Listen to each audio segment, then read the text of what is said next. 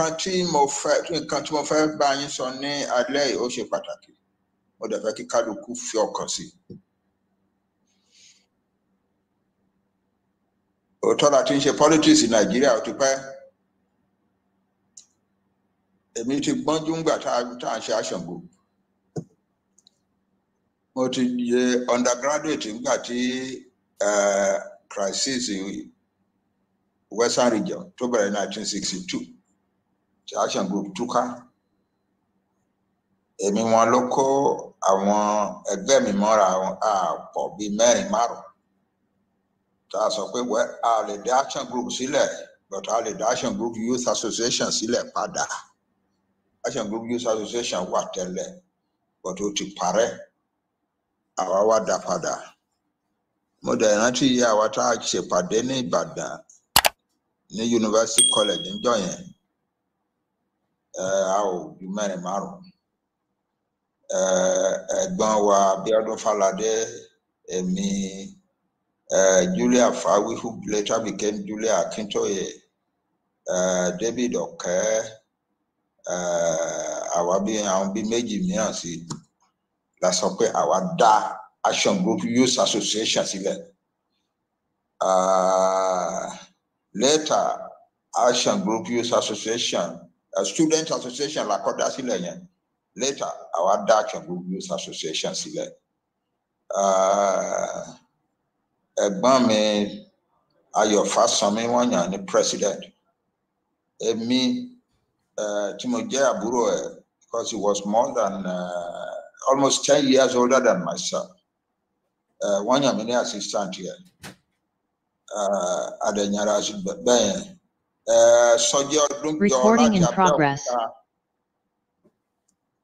Sọjí Ọdúnjọ láti Abẹ́òkúta yàn ní secretary.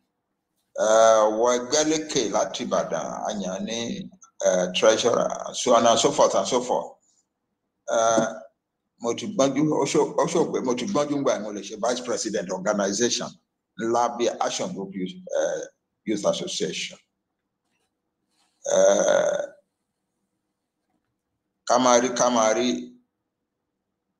wọ́n wá ń try láti rig election láti suppress àwa Yorùbá pátápátá.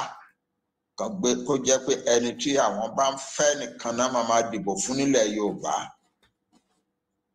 Àwa ọmọ kéékèèké àwa Action Group Youth Association àwa lọ ṣe ìpàdé kan ní Adó Èkìtì, big meeting, people from all over Yorubaland, as far as Kwara, Kogi, Shekiri, everywhere. 3-day meeting. Ibẹ̀ láti búra wípé nǹkan tó bá máa gbà ló máa gbà. Nǹkan tó bá máa gbà la máa fún, àwa máa gba Yorùbá nation wá sílẹ̀. Àwa kò ń ṣẹrú Fulani. That's 1963, 64, 65. Ngba na wari the election in 1965 in a blatant and very insulting manner. Àwa ọ̀dọ́ wa ní àwùgbà. Ẹ mọ gbogbo nǹkan tó ṣẹlẹ̀ lẹ́yìn yẹn òun náà ń pè ní wẹ́ẹ̀tì Action Group Youth Association tí mo jẹ́ vice president ẹ̀ ló wà nídìí ẹ̀. Ajá ọ̀pọ̀lọpọ̀ nù wa làwọn ìyá àti bàbá wa ń bẹ̀rù pé kíní máa gbé wa mì torí à ń sá káàkiri wá wórówóró ni. Ọ̀pọ̀lọpọ̀ nù wa ò ní nǹkan kan. Irú mi ò ní nǹkan kan. Ọmọdé ni mí, mo ní Volkswagen nǹkan tí mo fi ń ṣe research káàkiri ó tán ní gbogbo ayé. Mi ò nílé, mo ti níyàwó, ìyàwó mi dẹ̀ bí bèbí dání. Wọ́n mọ ibi tí mo wà.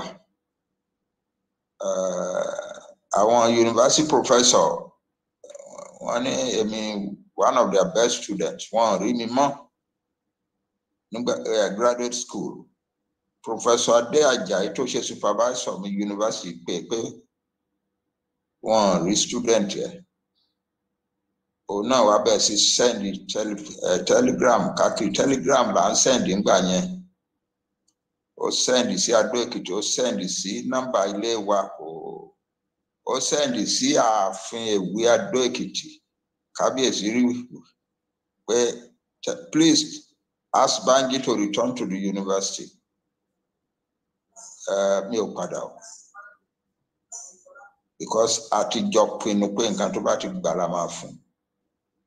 Ó bá ṣe kú ni ikú náà dé, but nǹkan tá à ń sọ fúnra wa ni pé ilẹ̀ tiwa lélẹ́yìí o.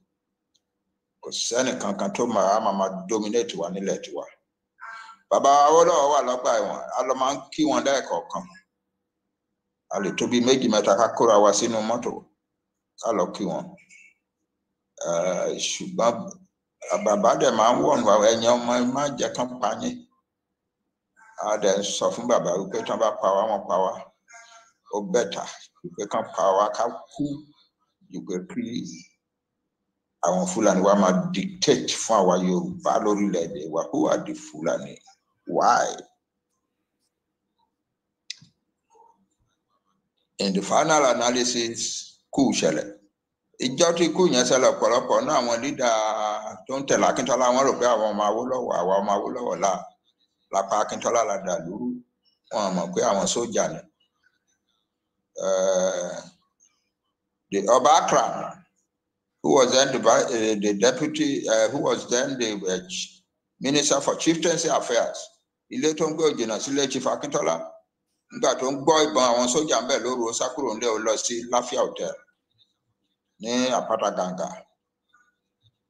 Ó wá fóònù sí Chief Ọdẹ́lẹ́yẹ fàdáhùn sí wípé àwọn ọmọ Awólọ́wọ̀ ti pa Akíntọ́lá o. Wọ́n ti gba gbogbo ìlú o.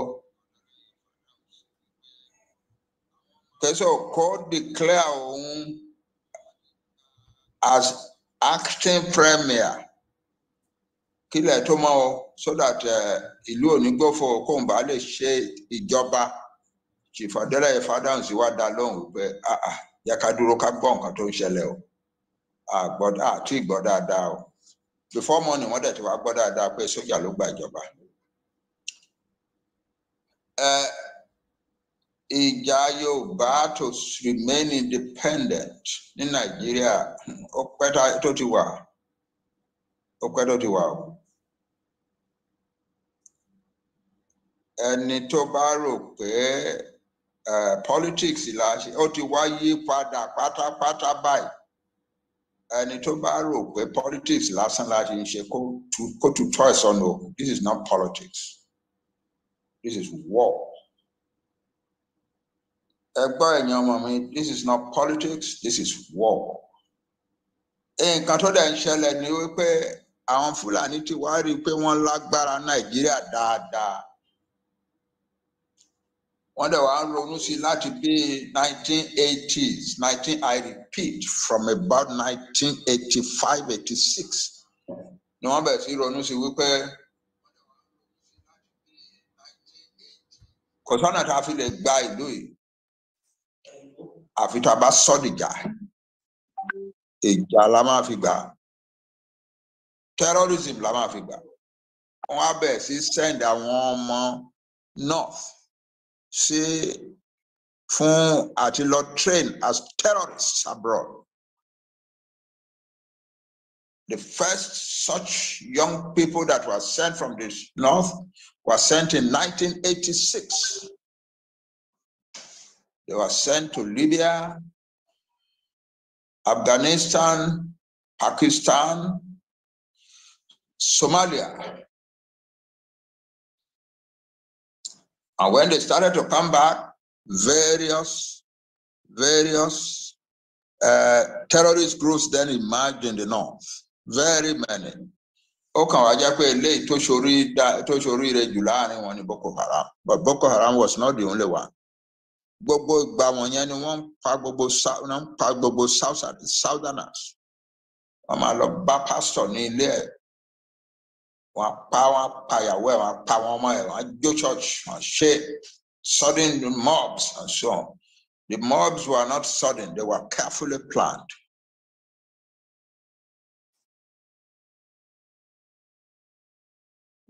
Now the Fulani have advanced beyond that. Since 1965, they have been coming as militias,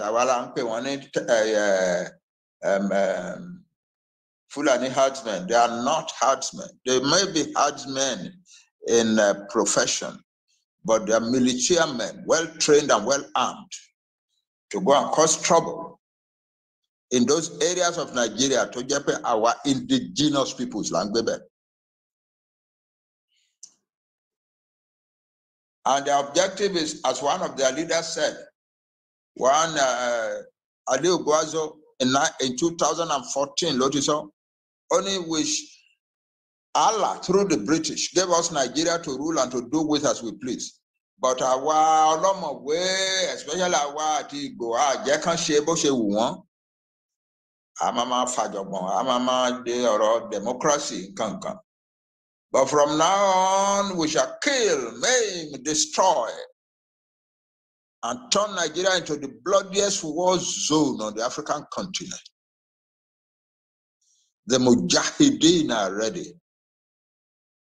And by Allah, we shall win.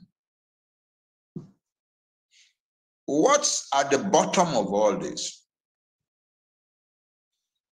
In 2017, in one of the caucus meetings of our Afenifere in Chief Fashionati's house in Akure, I made a statement that how you can find out. We need to do research and find out what is happening now. And Chief Fashionati then turned to me and said, Banji, can you do that research for us? And I said, yes. And in the next 5 months, I was asking questions and taking notes. Not only in Nigeria, but in some countries of West Africa, the Gambia, Guinea, Burkina Faso, Mali. What was I trying to find out? I wanted to know what is really at the bottom of all this.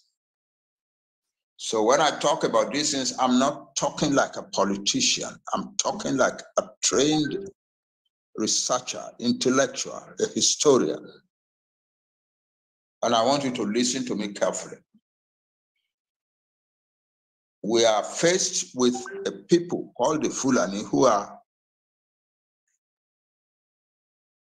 confronting a massive existential challenge. Existential, I say, challenge. The problem is that the Fulani have never had a homeland. They have always been migrating, and wherever they migrate to, they live like nomads there. The Fulani have never built a town or a village in their whole history. Therefore, they do not have a homeland. And they have had a tradition of conflict with the other people, especially the farming people. They hate farming and farmers.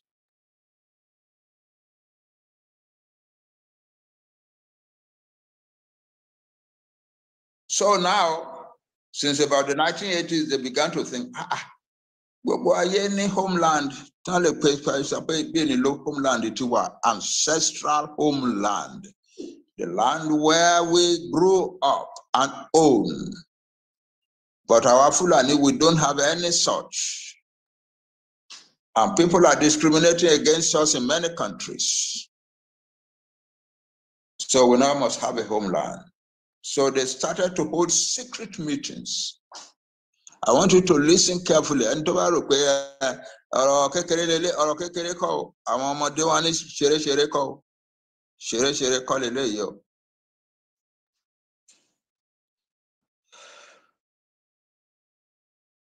they started to hold secret meetings in various locations in West Africa and inviting all the elite of the Fulani in all the countries together into such secret meetings. Certain very important results came out of those meetings. One is that Buhari was elected the leader of the Fulani nation in the world. That was, I think, in 2011.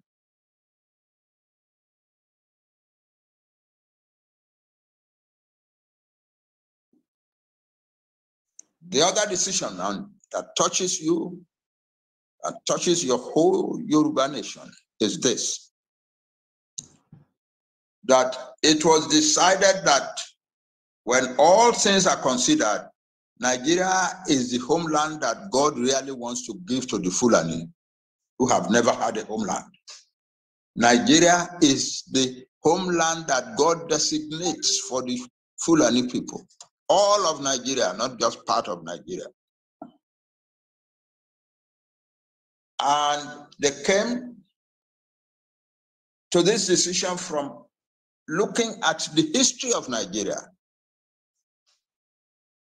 One, they said, when our forefathers came to Hausa land in the late 18th century, there were very few, so few that there was no possibility of that conquering the Hausa nation. The Hausa nation was the largest single nation north of the River Niger.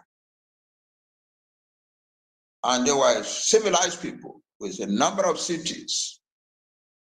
The 7 cities of the Hausa were called the Hausa Backward. They were great trading centers, most of them. And the Hausa were trading all in the north across the Sahara Desert to North Africa, eastward to the country of the Kanuri on the Lake Chad, westwards into the wide Sudan and Sahel, southwards into Yorubaland. Great farmers, great artisans, great traders.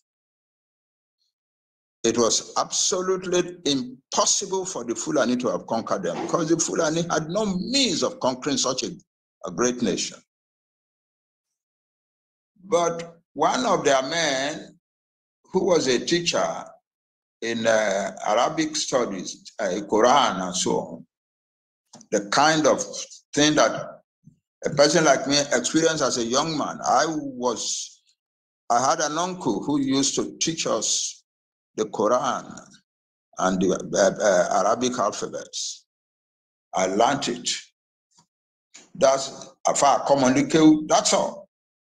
So the Afa Communique attracted large numbers of Hausa kids, not Fulani kids, large numbers of Hausa kids, I repeat, Hausa kids, boys and girls, and taught them the Quran. But after time, he began to teach them something more, namely a disrespect for their own culture. He used to tell them, yes, your Oba, your kings have been Muslims for a long, long time before we came, long before we came. But they are just shallow Muslims. They don't rule your people according to the tenets of Islam. They are corrupt. And the young people bought it. And they began to cause trouble in the streets, abusing important people and important institutions. And that led into war, what is called the jihad. And it was these masses of young people that then conquered their own country for the Fulani to rule, because they regarded the Fulani as the carriers of true Islam. Their own parents were not carriers of true Islam. The Fulani were the carriers of true Islam. And so they were ready to subdue their own society to the Fulani. And they did. They would go to a palace, drag out the king, cut his throat, and ask a Fulani man to take his place with the title of Emir. The belief being that being an Emir was a holier thing than just being a Habe king. The Hausa kings were called the Habe kings.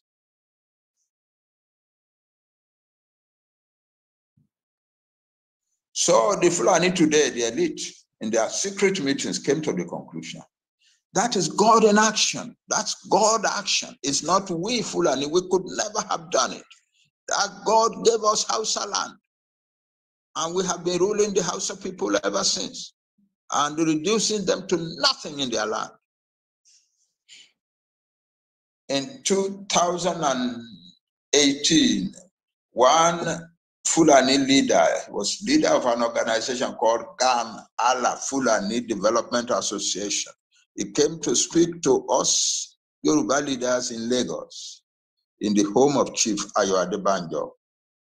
And one of the things he said that day is, you people, you've talked about Hausa, but really there is no Hausa anymore. There is only the Hausa language. We pay along the phone Hausa land. Then I want you go there, Uncle Hausa land, that Yoruba land, that Igbo land, that Ijaw land, that Middle Belt, Uncle Gogo Uncle. Once in Nigeria. Then Kene can wash it. I'm Fulani from alone, so you told them one saw Emma Jata. I'm glad I want you, but they should be around you be your baton don't by a degree, don't any doctors, lawyers as far back as the 1860s. Should be around when you lawyer come on you, but my bar sure. But one by one sure, I want to out lossy school, ta the fed lossy school, ta young cancan, I want one choose near. I'm glad that they pay one Nigeria, they were low. Alone in your show, alone in your. In Canton's their calculations, their summations, most of you. But it's alone in your. So, in Canton, one benny, we pay our Fulani alone to fun one in Nigeria. In Canton, there could not pay Calo conquer Bobo one, can't buy the one, kill them on my jet. Kawama Gaba Lori one. Eléyìí tó bá gbà pé ká eléyìí tí ò bá gbà pé ká gàba lórí wọn ká pa wọn rẹ́ pátápátá. That's what nǹkan tó ń wà níwájú wa nìyẹn. Ìṣòro politics in Nigeria rárá. Ẹni tó bá rò pé òun rí òun gbọ́ gbogbo orú nǹkan wọ̀nyí ṣùgbọ́n ìbò lòun lọ dì òun fẹ́ di leader president in Nigeria minister in Nigeria kò mọ nǹkan tó ń ṣẹlẹ̀ sóhun lò. Sóhun nìyẹn o. Àwọn bàbá wa ní ẹni tí ẹlòmíràn orí olórí bá ń tàn jẹ ojú ẹ̀ kan ṣoṣo ló fọ́. Ṣùgbọ́n ẹni tó bá tan ara ẹ̀ jẹ ojú ẹ̀ méjèèjì ló fọ́ o. Ẹni tó orí olórí bá ń tàn ojú ẹ̀ kan ṣoṣo ló fọ́. Ṣùgbọ́n ẹni tó bá ń tan ara ẹ̀ ojú ẹ̀ méjèèjì ló fọ́ o. Ẹ̀yin Yorùbá má jẹ́ kó ojú wa fọ́ o. Àwọn tí wọ́n káàkiri gìrìgìrì pé àwọn fẹ́ dìbò àwọn fẹ́ ṣe kinní kan wọ́n rò pé politics lọ́rọ̀ láṣìwà nú ẹ̀ kì í ṣe politics mọ́ o. Àwọn tí ó jẹ́ pé wọ́n gbà wípé Ọlọ́run ti fún wọn ní ilẹ̀ wa àwọn là ń pè ní politician wọn kì í ṣe politician wọ́n fẹ́ gba ilẹ̀ wa ni wọ́n fẹ́ dìbò. Àwa tá a dẹ̀ múra gírígírí pé a fẹ́ dìbò á yà wá lẹ́nu nǹkan tó máa ṣẹlẹ̀ sí wa láìpẹ́. Àwọn kan kóra jọ wọn ní ọmọ ni ò kì í ṣe ìdí bẹ̀bẹ̀rẹ̀ káfílẹ̀kẹ̀ sí di ọmọ ẹlòmíràn ó tọ́ lówó yẹn àwa Yorùbá ń sọ. Ṣùgbọ́n ìyá tí ò bá sí ìlẹ̀kẹ̀ lọ́wọ́ ẹ̀ tí ò ní right sí ìlẹ̀kẹ̀ tí ìlẹ̀kẹ̀ wà lọ́wọ́ ẹlòmíràn kò lè sí fi sídi ọmọ ẹ. Ẹ̀yin tẹ́ ẹ rò pé ẹ ń lọ mú ìlẹ̀kẹ̀ sídi ọmọ Yorùbá ẹ ń tanra yín jẹ ní ojú yín méjèèjì ló fọ́. Ìlẹ̀kẹ̀ yẹn ò sí lọ́wọ́ yín ọwọ́ Fúlàní ní gbogbo ìlẹ̀kẹ̀ Nàìjíríà wà.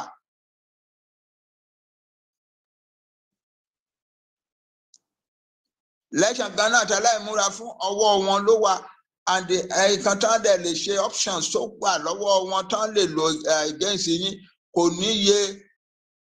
Èkínní ẹ wo kí lorúkọ ẹ̀ Atiku bó ṣe ń káàkiri, Tinubu sáwọ̀nà káàkiri, Peter Obi sáwọ̀nà káàkiri, Atiku is relaxed.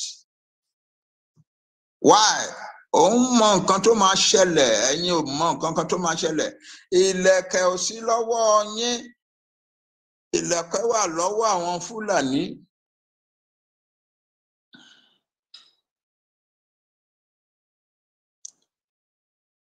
Ó dẹ̀ sọ pé nǹkan táwọn Fúlàní lè ṣe láìpẹ́ kò níye.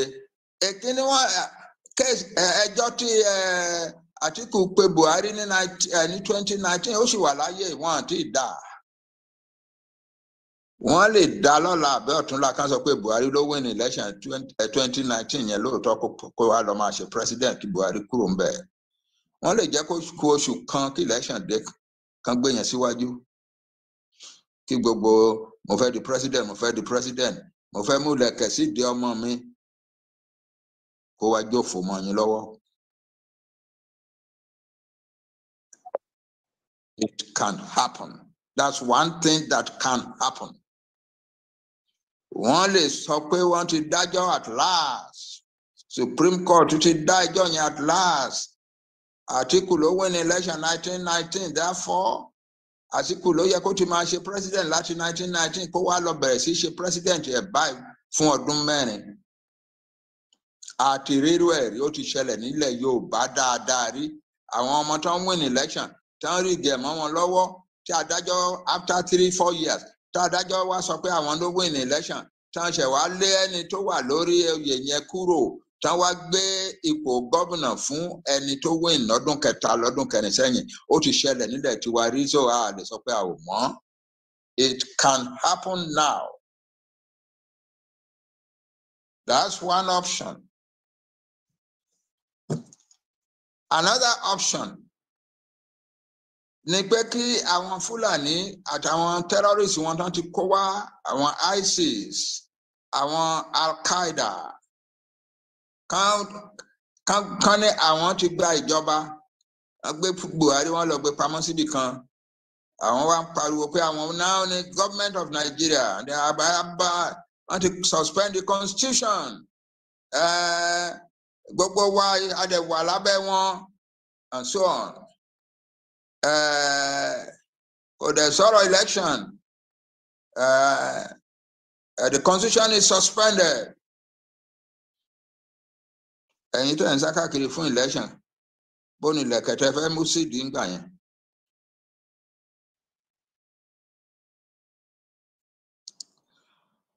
Báwọn tí ẹ̀ ṣe léyìí tó le tó yẹn wọ́n lè tó gbé oṣù bíi 2-3 kó election di February, ó lè dó bí January kan sọ wípé wò ó àwọn èèyàn wọn tó wà ní gbó káàkiri kan bẹ̀ sí já ìkiri kan máa pààyàn kan máa jẹ.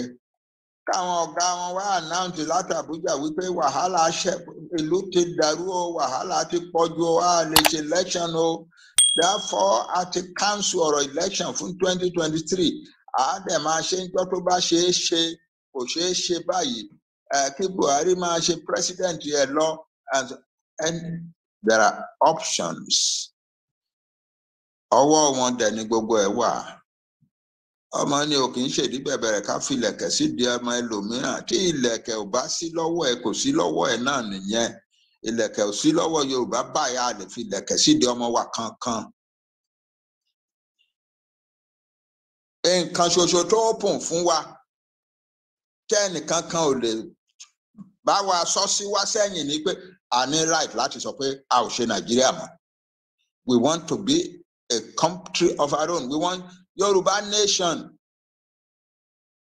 Yoruba nation now. Ẹ̀yin ọmọdé ẹ rò pé ẹ̀yin nìkan ló ká lára, ó ká mi bàbá yín náà lára o. Kò ká yín lára jù mí o. Ó wù mí kí n jí láàárọ̀ ọ̀la ká announce Yoruba nation wa ká máa ṣe ká wá wo nǹkan tẹ́nìkan kan máa ṣe. It is the only road open. At least that's one area. Táàtì ní gbogbo agbára lọ́wọ́ wa, ilẹ̀kẹ̀ wà lọ́wọ́ wa.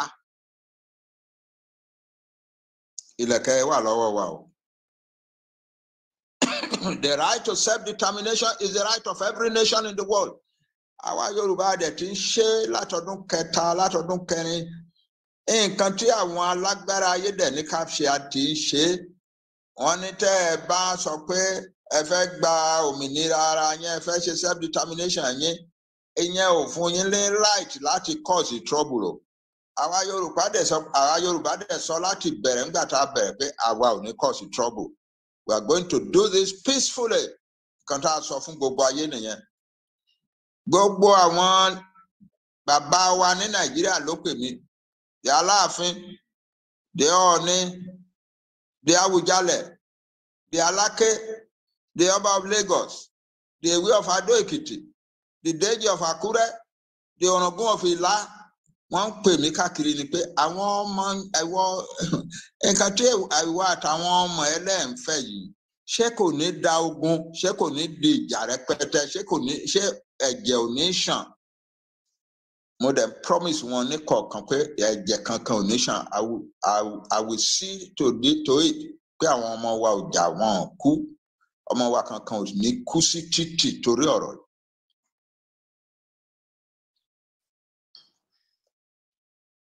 Nígbà tó di wípé ní another part of Nigeria wọ́n ń bá ọlọ́pàá jà wọ́n lọ gbó àgọ́ ọlọ́pàá wọ́n lọ pa àwọn ọlọ́pàá mo sọ fún àwọn ọmọ Yorùbá ìyẹn ò kì í ṣe tiyín o ẹ má wò wọ́n o a lè ṣe irú yẹn o ẹ̀yin ẹ gbọ́dọ̀ ṣe irú yẹn o mo dẹ̀ dúpẹ́ lọ́wọ́ gbogbo ọmọ Yorùbá lọ́wọ́ àwọn akékèké pé wọ́n gba nǹkan tí mo sọ fún wọn kò sẹ́ni tó kọjá ayé ẹ̀ nídìí ọ̀rọ̀ ìjà pé kó lọ fún ẹ máa jó àgọ́ ọlọ́pàá kó lọ máa ṣe ké táwọn sójà àwọn ọlọ́pàá àbí kìlórúkọ àwọn Fúlàní tó bá wà àtàkì of course a ní láti defend ara wa ṣùgbọ́n kákàndéédé jí láàárọ̀ ọjọ́ kan láìsógun láìsọtẹ̀ ká lọ ṣáná sí àgọ́ ọlọ́pàá ká máa jó ká máa rọ ọlọ́pàá tó ń lọ ká pa á ní títì nǹkan hàn àwa Yorùbá ò rẹ́dì láti ṣe yẹn o a ò dẹ̀ ṣe o. Ńgbà tí àwọn tó lágbára láyé tán wá ń sọ̀rọ̀ sí àwa tá a jẹ́ bí bàbá yín wọ́n á ní ok mo wá jókòó mo wá kọ ìwé kan 35 pages láti show wípé àwa Yorùbá peacefully la máa ja ìjà yìí tá a máa win ẹ̀ 35 pages. The Yoruba nation choose the noble cause to its noble goal. A manual of the Yoruba self-determination struggle.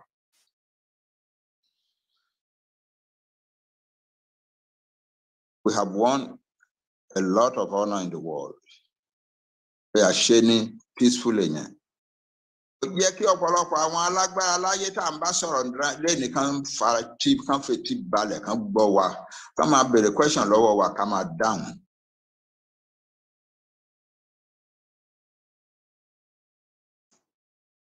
Àwọn ọmọ kan sọ pé bàbá sọ pé ìgbà tá a bá dìbò tán báwo mo bá yín sọrú ẹ̀ ìbò náà fẹ́ dì àwa Yorùbá dìbò ní Nàìjíríà mọ́ bí Ọlọ́run ti ń bẹ̀ láyé. We Yoruba are not going to take part in any voting, in any election in Yoruba in Nigeria, as the Lord liveth. Pé ọ̀rọ̀ election tó dé àwa ti máa lọ. Nǹkan tí mò ń sọ nìyẹn mi ò yí padà rí. Lágbára Olódùmarè, lágbára Oòduà. Kọ́rọ̀ election tó dé làwa Yorùbá ti máa kúrò ní Nàìjíríà. Tá a ti máa ní country tiwa lọ́tọ̀.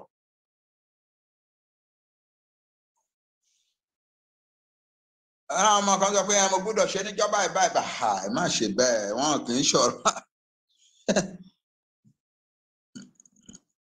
wọn a gbọ́dọ̀ máa sọ fọ́ta pé ìjọba ìlà máa ṣe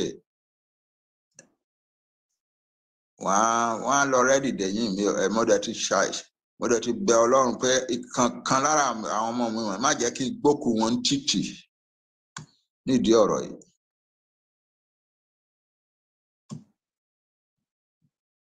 Ẹgbọ́ ẹ̀yin ọmọ mi torí ẹ̀yin ọmọ kéékèèké gan ni mo ṣe ń ja ìjà yìí o more than anything else àánú yín ṣe mí all my adult life kò síṣẹ́ méjì tí mo ṣe rí ju iṣẹ́ lecturer àti professor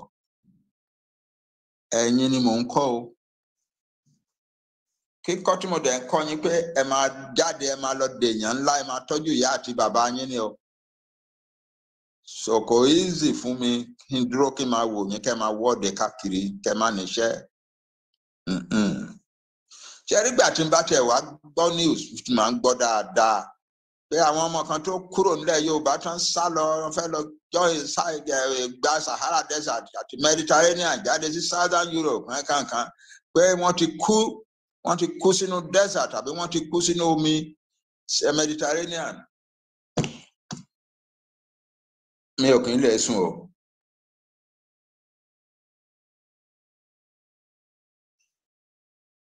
My contribution to human civilization is through teaching young people, and the young people are being wasted. I feel as if I have failed in life, and I want to change it. Ẹ̀yin ni mò ń jà fún. I ask you, ẹ para yín pọ̀ dáadáa.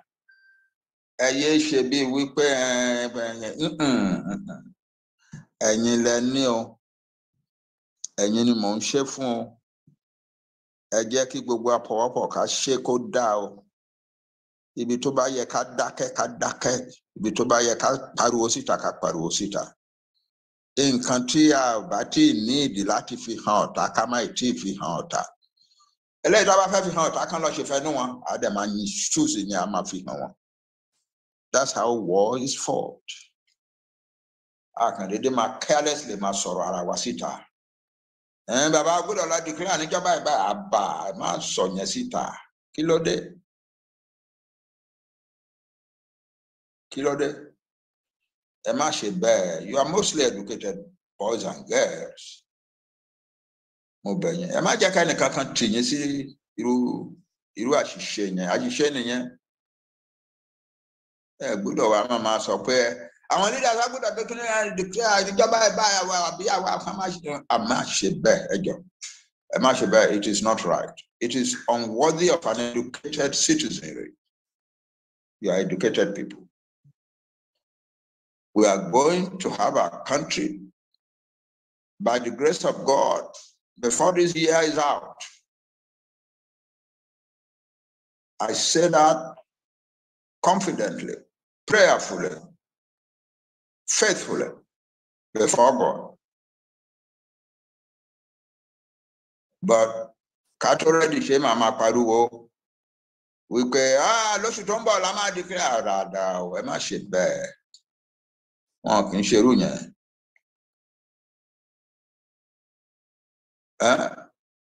Mo fẹ́ bẹ̀ yín ni. Ẹ má ṣe bẹ́ẹ̀. Ẹ má jẹ́ kẹ́nikẹ́ni tì yín láti ṣerú ẹ̀.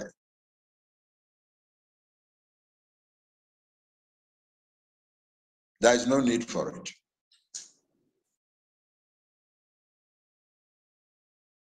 Wọ́n ní ó ká àwọn ọmọdé lára ni mo mọ̀. Àgbàlagbà ò gbọ́dọ̀ máa sọ pé nǹkan káwọn lára. Wọ́n ní inú làgbà yá àgbà òkè yá inú. Àgbàlagbà ò lè máa àwọn ọmọdé ò lè máa sọ pé kíní yẹn ká wa lára. A gbọ́dọ̀ lọ sóko ká lọ ká ọsàn yẹn ó ti ká wa fẹ́ mú bẹ́ẹ̀ ó ti pọ́n ṣe.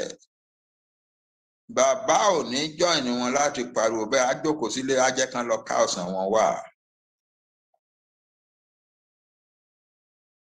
Wọ́n á wá fún lélẹ́yìí tó bá tọ́ sí ń bẹ̀. Kò sí nǹkan tí èmi bàbá yín fẹ́ jù pé kí n jókòó kí n wò yín kẹ́ máa ṣèjọba ìlú tiwa lọ́tọ̀. Wow.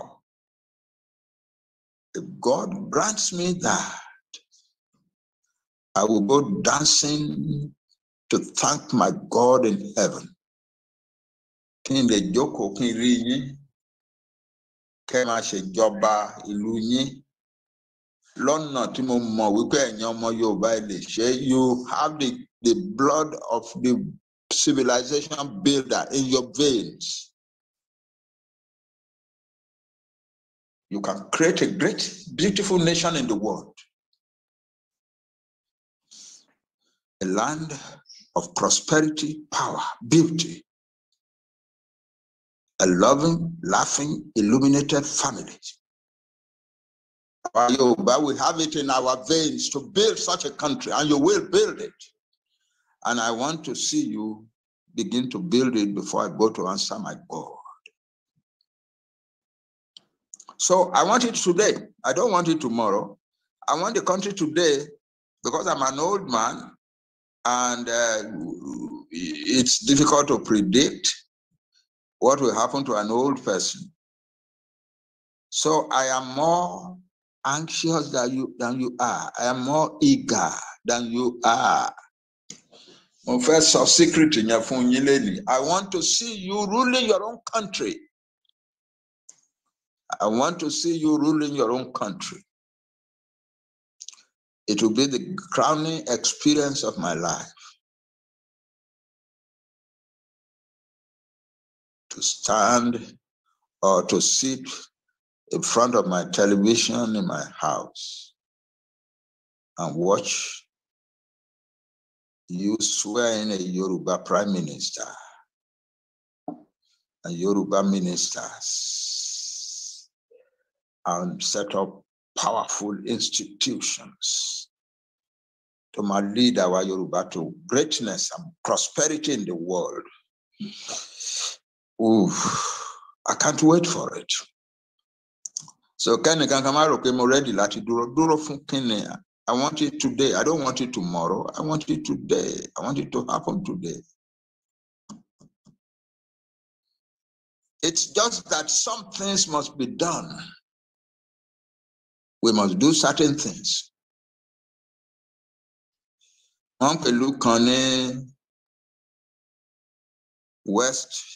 East Timor. Ara Indonesia ni wọ́n tẹ́lẹ̀. First self-determination, Indonesian army, attack, repeated. Ìjọ tó Ọlọ́run máa ṣe. Ìkankan lára wa ò ní kúkú Ọlọ́run tó ṣe lè tiwa fún wa o. Ìjọ tó Ọlọ́run máa ṣe. A neighboring country, Australia, wọ́n lọ bá Indonesia, the powerful country, tó ń fi ìyà jẹ àwọn ará Timor-Leste. Àmì wọn máa wá náà jẹ. Wọ́n wá sọ fún wọn pé Indonesia, ẹ jẹ́ káwọn wọ̀nyí ṣe referendum wọn kán máa lọ. Ó pẹ́tẹ́ ti wà lẹ́nu kínní, ó tó kẹ́dẹ̀, bring it to an end. Nǹkan tó Ọlọ́run bá máa ṣe á ṣe nǹkan ẹ̀ o. Indonesia dẹ̀ gbà sí nǹkan tí wọ́n dẹ̀ gbà nǹkan tí Australia wá sọ yẹn, tí Prime Minister Australia wá sọ. Wọ́n dẹ̀ ní okay, kán lọ ṣe referendum wọn. Wọ́n dẹ̀ ṣe referendum wọn. Wọ́n dẹ̀ sovereign separate country immediately. It can happen. You must not limit God. God is limitless.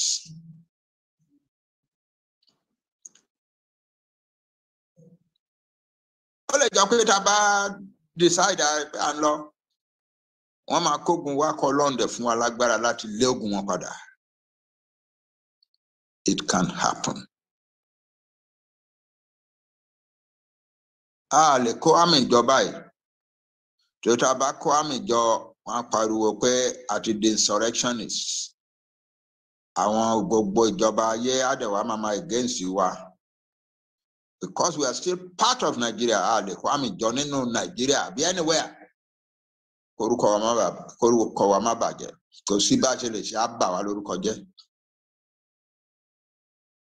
Ṣùgbọ́n kò dìgbà tá a kó àmì lájọ sí gbogbo bí i kéékèèké ọ̀pọ̀lọpọ̀ ọ̀pọ̀ ìkan omi yanrìn kéékèèké wọ̀nyí ló ń dòkun láti ilẹ̀ ayé. Àwọn ọmọ wa ń kó ọ̀pọ̀ ìkan omi kéékèèké yẹn káàkiri àti yanrìn kéékèèké káàkiri ilẹ̀ wa.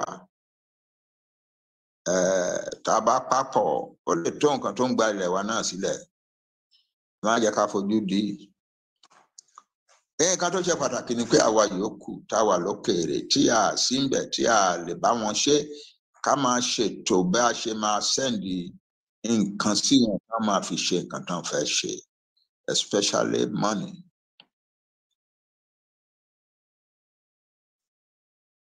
About the first and the worst one, a magic cat for showing yata time to tell the thing I can't joke with become magic go fund me, Thomas Power Funtia, and Burema, a magic cat organizer, I need that. Organization called organizer, I need that. This is for our people, our boys and girls resisting Fulani aggression back home.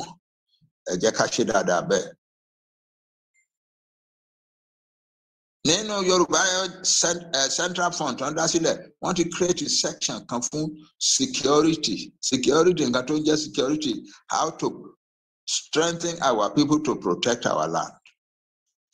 To buy the famous Elomosi. To buy the organization and you trust you tell my co in your tail of Coronation, Mote Bama. I said to you now. Ọlọ́run fún wa ní kinní kan tó tóbi àlọ́mọ̀ kan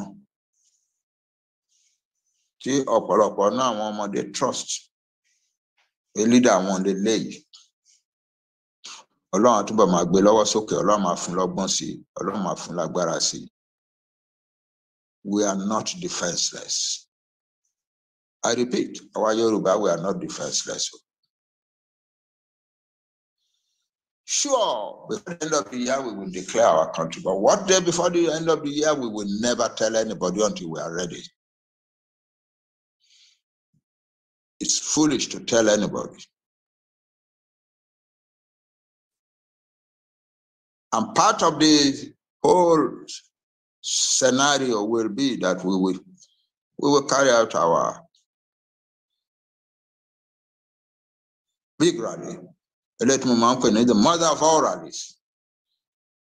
It's more than a rally. And Kameji Taman generally tell it. Ni generally day.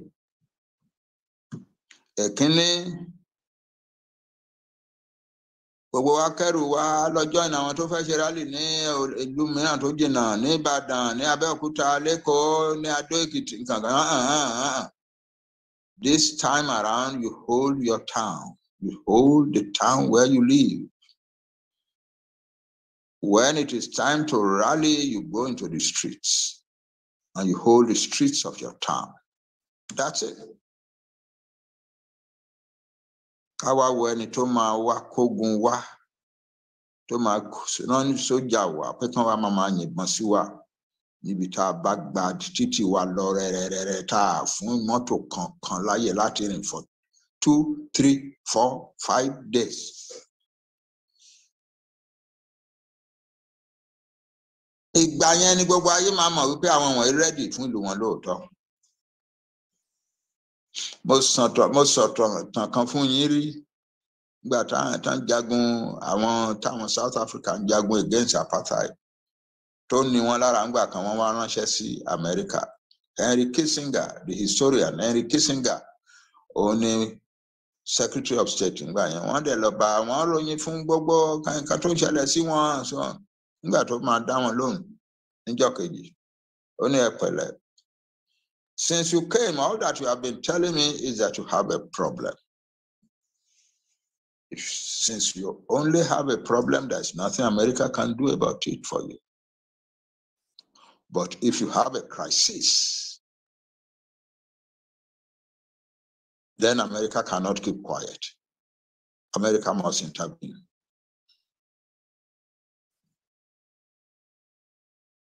Gbogbo pé à ń káàkiri wọ́n fi yàjẹ́ wá, wọ́n pa ilẹ̀ wa, wọ́n fẹ́ gba gbogbo ilẹ̀ wa, wọ́n ti sọ pé ilẹ̀ wa pé àwọn máa pa wá ní, wọ́n wà lórí oko wa, wọ́n rape àwọn ìyàwó wa, àwọn ẹ̀gbọ́n wa, wọ́n pa àwọn farmers wa, wọ́n ṣe gbogbo. Tá bá sọ tán, those are our problems. Ó dìjọ́ tá bá dìde pé a ò gbà mọ́. Tá gba ìlú wa gbogbo ìlú ilẹ̀ Yorùbá pátá for 2 or 3 days. That is a crisis. And the world will intervene. And that's where our freedom is hidden. Freedom was hidden. That's why we will get it.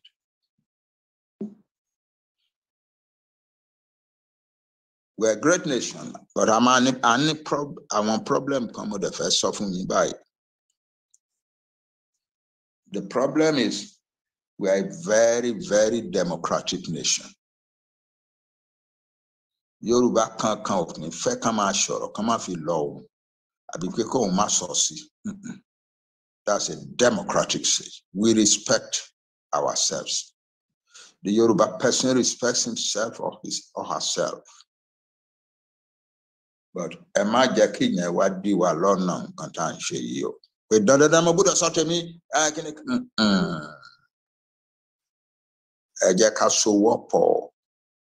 Let us, for a change, learn to be quiet while we are walking without fail. Lord, the country to what alone to Fua. Emma Buarani, Benititi, Emma Buarani, my Jackie no be a titi or Mamma Buek, my Babu. Emma shape for our anima. And a kakama lady pete me ne can load that you. I want Yoku Monshe. To buy any time shake till join you. If you see that Emma shake on your lock.